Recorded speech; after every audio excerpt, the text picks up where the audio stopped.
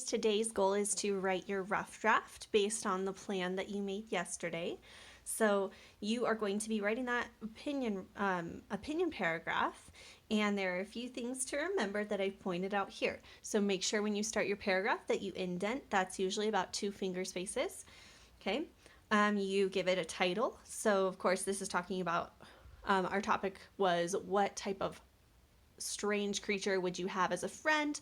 So I'm putting the words my unique friend because that means that if it's strange, that's kind of a synonym for unique and different and odd. So that was the title that I chose. Choose any title you would like that has to do with our topic. You always want to make sure the title gives a clue to what you're about to talk about. So then at the very beginning, this is a little different this time. If you are asked a direct question that you need to answer, okay, then usually you want to start with part of that question. It's like when we do a race response, we restate the question. So the question was, if you could have any strange creature for a friend, what would you choose? So I used words from that question to start my writing. If I could have any creature for a friend, I would choose and you're going to you can use that same starter, but then you need to put your choice. So I chose a dragon. Then I used this transition word to start my reason number 1, just like last time. So one reason I believe a dragon would make the best friend is that it could grill my food for me. Okay, now this time I really worked on giving a solid example that connects to my reason so well, but also gives plenty of gives my reader a really great idea of why having a dragon would be so cool. It gives them an actual example of what would happen if I had one in my life. Okay, so I said it could grill my food for me. Okay, look, forgot a word there. And then I use this starter. What I mean by this is, so I'm about to tell them, hey, this is my example, that I love to cook fish, steak, and chicken legs on the grill, and since dragons breathe fire, my friend the dragon could help me cook it to perfection. So I had a little bit of fun with it. Used my voice to tell you what I was thinking. So I said, cook it to perfection. So definitely have fun with this, but make sure that anything you say in your reason connects to what you say in your example. The examples that I gave of what it could cook were fish, steak, and chicken legs. Okay, so everything in my example is connected back to my reason. It could grill my food for me. Well, what is it going to grill? Fish, steak, and chicken legs. Well, how is it going to grill it? It's going to be cooked to perfection. Okay, it's all very connected.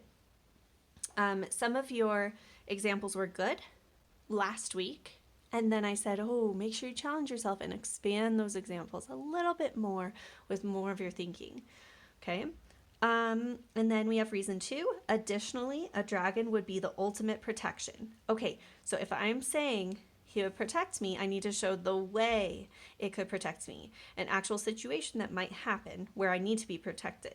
So I used, for example, if someone tries to break into my house, they will definitely run away as fast as they can when they spot my dragon's giant eyes peeking at them from my backyard.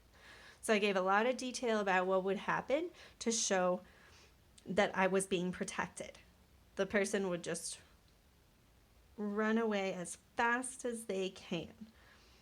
Eyes peeking at them from my backyard. Use creative words in your examples, and it'll be more interesting for someone to read, like the words peeking and the phrase run away as fast as they can. Okay, so the example of being protected was someone's trying to break into my house. That's a situation where I need protection, and then they would run away. So this is all connected to my reason. So that was reason 2. And we have example 2, starting with the transition words additionally and for example.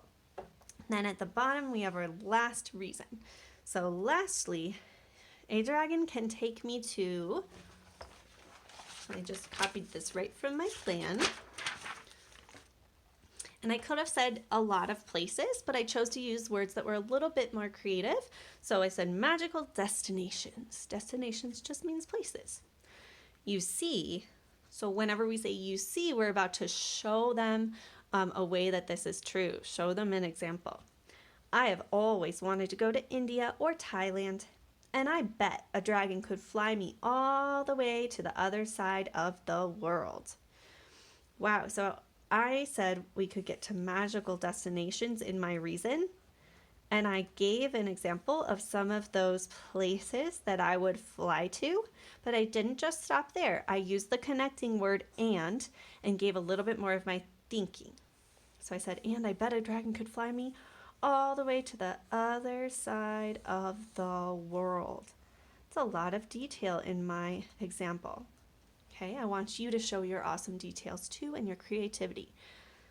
All in all, that's our beginning of my conclusion statement. That's my transition word. All in all, you can see why a dragon would make a wonderful friend. So I said my opinion again, because my opinion was a dragon would be a great friend, but I said it in a different way at the end than I did at the beginning. That's what you need to do to wrap up your paragraph. That's what a conclusion is. It wraps everything up neatly, ties it like it's a present.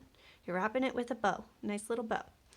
Then at the very end, we talked about adding in, this wasn't on the plan, so make sure you add in a call to action. When you add a call to action, you speak directly to the person you're writing to, okay?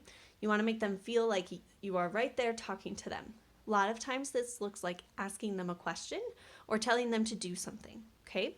So by asking a question, you are telling them to think about your opinion. So I would say, would you also choose to have one if you could? So I'm saying like, hey, think about it.